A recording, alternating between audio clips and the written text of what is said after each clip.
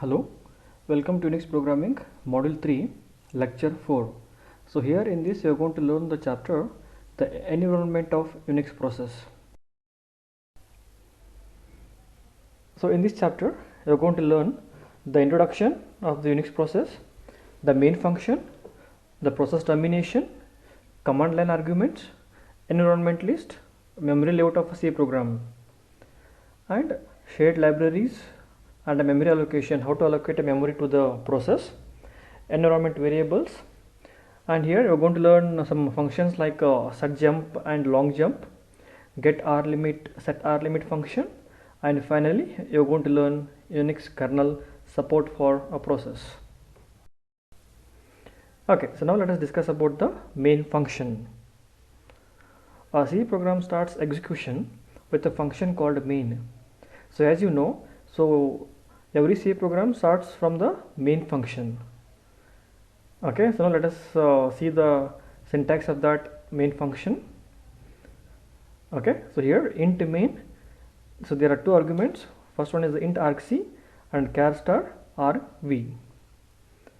Okay, so that argc is the number of command line arguments and argv is an array of pointers to the arguments.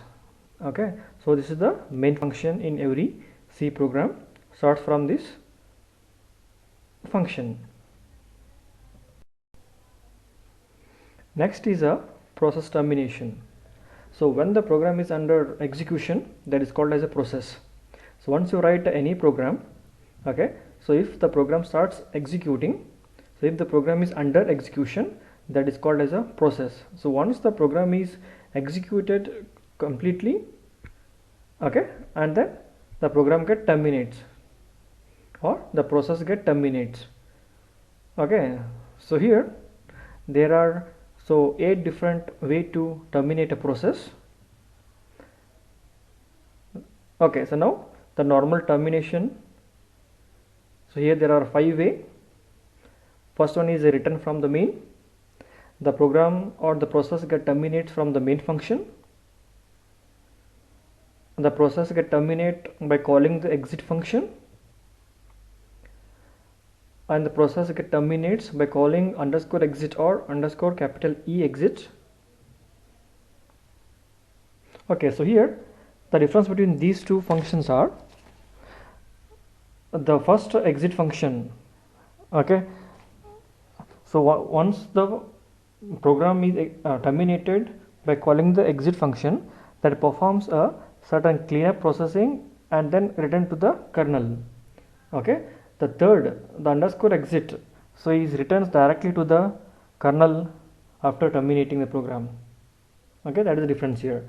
The first exit function clean up all the processing, okay, and then returns to the kernel, and underscore exit returns to the kernel immediately after terminating the process. That is the difference here. Fourth one, return of the last thread from its start routine. So this is for the threading program. Fifth one, calling pthread underscore exit from the last thread. So last two ways are for the multi-threading programming. Okay, so next is abnormal termination. So here there are 3 ways to terminate a process abnormally. Means the program doesn't complete that execution, it terminates abnormal. The first one is a receipt of a signal. So once a program get terminated in between without completing the task, okay, that may be due to the signal received. Second one, a response of the last thread to a cancellation request. Third one, calling a abort function. Okay, so here there are 8 different way to terminate the process. One is a normal termination, and the one is a abnormal termination. Exit functions. 3 functions terminate a program normally: underscore exit and underscore capital E exit, which return to the kernel immediately, and exit, which perform certain cleanup processing and then returns to the kernel. Okay, so here these are the exit functions, so you can call or you can use in a program to terminate the process normally. Okay, so all these 3 exit function takes a one argument. Okay, one example here, exit of 0 or exit of 1. Okay, you have to give a status in these 3 exit functions. Okay, so the below figure summarizes how a C program is started and the various way it can terminate. Okay, so now this is a diagram. Okay, so here, so every program is executed by the kernel. Okay, so here the first kernel, it calls one of the exec function. There are 6 to 7 exec function. Okay, so here the kernel calls one of the exec function to run the program. Okay, to call the main function. Okay, so before calling the main function, it calls C startup routine. Okay, so after that it calls a main function. Okay, and then the different user functions defined in the program. Okay, so here, so in the main function, the program may terminate by calling the exit function, and or in user function also the complete program may terminate by calling that one of the exit function available.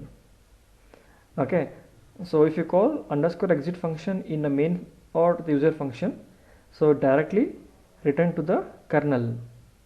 Okay, so if you call normal exit function, okay, so it clean up all the processing, okay, and then it returns to the kernel. Okay, so this is the way that exit function is get executed to terminate the process. Next is a command line arguments. So when a program is executed, the process that does the exec can pass command line arguments to the new program. Okay, so when the program is executing, so the kernel calls one of the exec function available in a Unix system. Okay, that exec function pass the arguments to the new program. Okay, one example here, so printing all the command line arguments to the standard output. Okay, so now this is a one sample program to print all the command line arguments. So here first you need to write that main function with the 2 arguments. Okay, main int argc and char star argv. Okay, argc is a number of arguments, argv is a that address of that vector, argument vector. Okay, so now here we're printing that we're reading command line arguments from the command line and then you're printing. Okay, so here the first statement command, so you are reading all the command line arguments like argument 1 test foo. Okay, and then you are running the command program. Okay, so now we are printing that argument 1 is argv1, argument 2 is the test, and argument 3 is the foo. Okay, so these command line arguments you are reading so here in this program, so by this main function.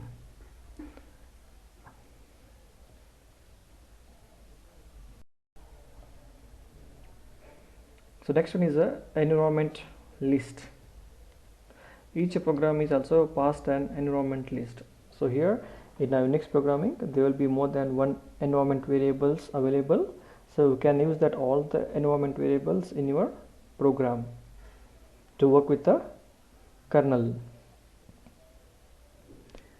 The environment list is an array of character pointers with each pointer containing the address of a null terminating C string. Okay, that each pointer terminates with a null. Okay, the address of the array of pointers is contained in the global variable, that is environ. Okay, so here if you want to use that environment variables in your program, then you need to declare so this global variable environ. Okay, so here all the environment variables normally in the form name equal to value. Okay, so here so you need to use that environ global variable in your program, so which is pointing to the environment list. So in this list there will be all the environment variables are present. Okay, then so here so these are the some examples for environment variables. So all the variables will be in the form name equal to value. Okay, example here home equal to /home /sar, path equal to and the value cell and the value and user and the value a log name and the value. Okay, so here all the variables will be in the form name equal to value. If you want to so use these variables in your program, then you need to define the global variable, that is environ, in your program. Next one is a memory layout of a C program.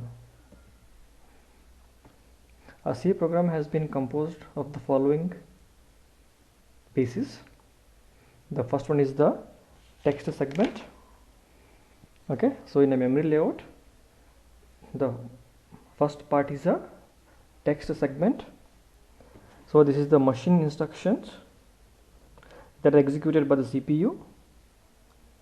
Okay, so this text segment is variable by the more than one process, and the text segment is a read only. Second is initialized data segment.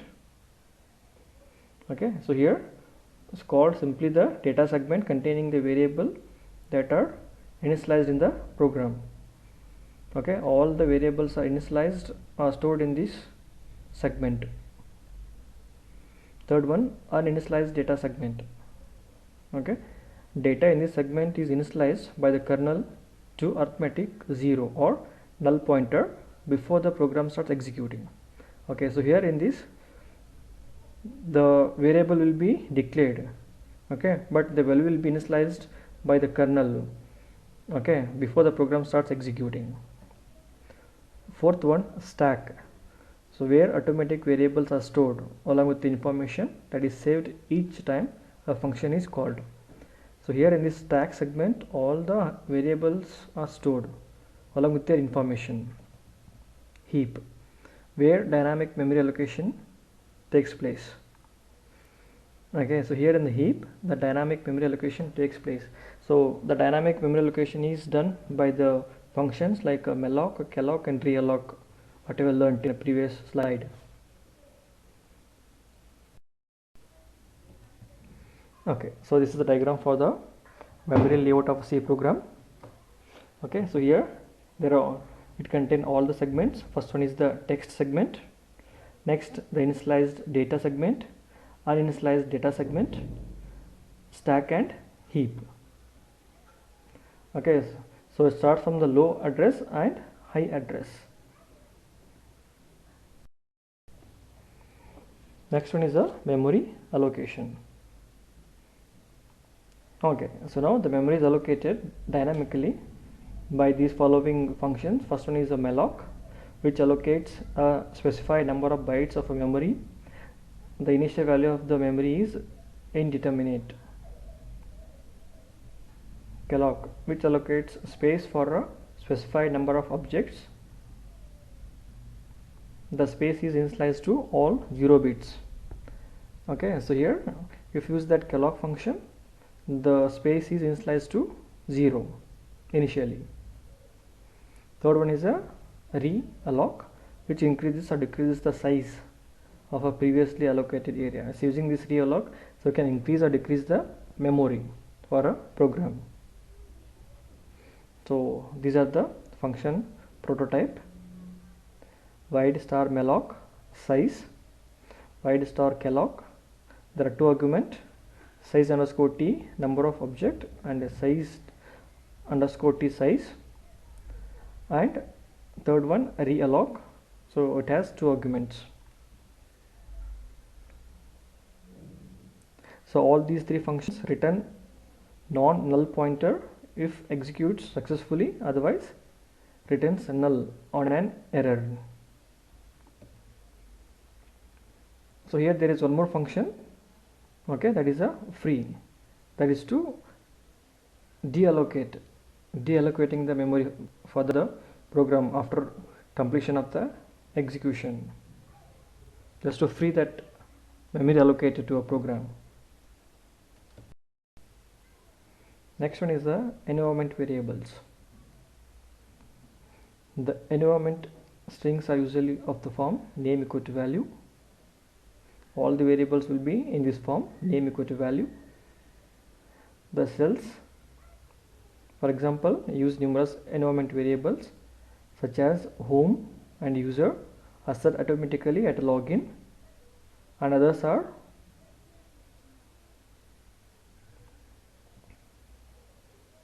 the function that you can use to set and fetch values from the variables are set environment, put environment, and get env function. Okay, so if you want to work with the environment variables, so we need to use these following functions: get env, so which has one argument, so returns pointer to the value associated with the name, and put environment, set environment, and unset environment. Okay, so you need to call these following functions in your program if you want to work with the environment variables. Okay, like a setting and fetching the value, okay, assigning the value of the variables from the program. So all these functions return 0, so if successful, otherwise non-zero on error. Okay, so next there are two functions, set jump and long jump. We cannot go to label that is in another function. Instead, we must use the set jump and long jump functions to perform this type of branching. Okay, so these two are like a go-to function in a C. Okay, so if you want to go to the another function, okay, then we can use these two, set jump and long jump. So these two functions are useful for handling error condition that occur in a deeply nested function call. So if there are more than one nested function call in a program, so if there is any error in any one of the function call, okay, then you can easily handle by these two functions, set jump and long jump. Okay, so usually any C program contain more than one user function. Okay, for example, so if there are 5 functions in a program, okay, so if there is any error in any one of the function, okay, then so easily you can handle by calling these two, set jump and long jump, in a program. Okay, so you need to include the header file #include set jump.h. okay, the function name is int set jump, so it has only one argument, jump buffer env. So this function returns 0 if it called directly, okay, and returns non-zero if returning from a call to a long jump. Second function, void long jump, so it has two argument, jump buffer env int val. The env variable records the necessary information needed to continue execution. Okay, so that env is one of the jump function defined in a header file setjump.h. Okay, so one example how to use that set jump and long jump. So here in the main function I am calling the set jump, and in a user defined function I am calling a long jump function. So if there is any error occurred in a user defined function, okay, that is sent to the main function to handle the error, okay, by calling the function long jump in a user defined function. Okay, for example, here in user defined function, that is command add. So if there is any error occur while generating the token, okay, then that is sent to the main function by long jump function, okay, then that is handled by the set jump, and then it executes that the statements based on that condition. Okay, it is like a go to the other function, okay, go to from user defined function to the main function, or from the main function to the user defined function to handle the error. Then you need to use that set jump and long jump functions in your program. Next functions are get rlimit and set rlimit functions. Every process has set of resource limits, some of which can be queried and changed by the get rlimit and set rlimit functions. Okay, for every process there will be a resource allocated, okay, like a CPU memory allocated, okay, and the number of files opened by the process, okay. Then using these two functions, so we can get all the resource allocated to the process, or we can change the resources allocated to any of the process by calling these two functions, get rlimit and set rlimit. Okay, so these two are the functions. So first you need to include the header file #include system/resource.h. the first function int get rlimit, so it has two argument, int resource, okay. Second one is the structure, that is rlimit. Second function int set rlimit, so again it has two argument, int resource, second is a constant struct rlimit. Okay, these two functions return 0 if it's successful, otherwise non-zero if there is any error. Okay, the first argument, that is a resource. So here the resource argument takes one of the following value. The first is a rlimit core, that is the maximum size in a bytes of a core file. Rlimit CPU, the maximum amount of CPU time in seconds.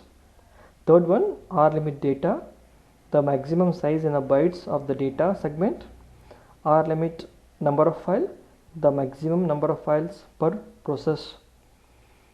Okay, by using these two functions, so we can get these resources allocated to a particular process, or we can change these process by calling these two functions.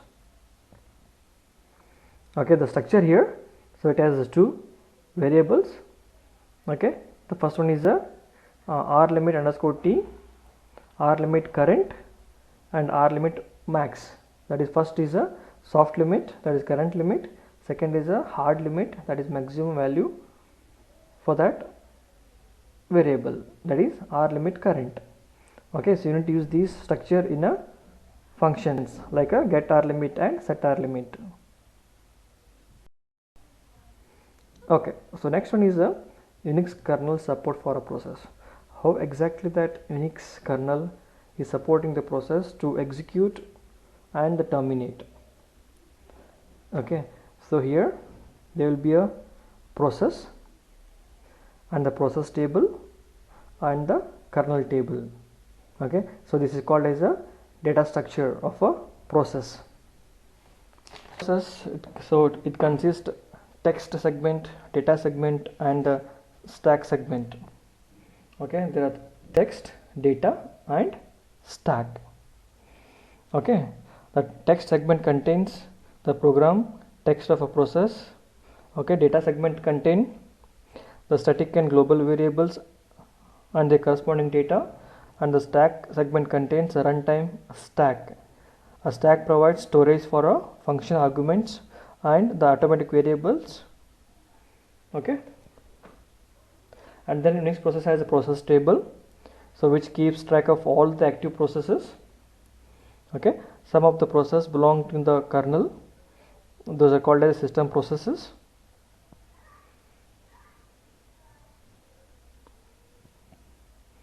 So okay, so each entry in the process table contains a pointers to the text, data and stack segments. Okay, so you can see in the diagram, so every entry in the process table, it directly contains the pointer to the text, data and stack.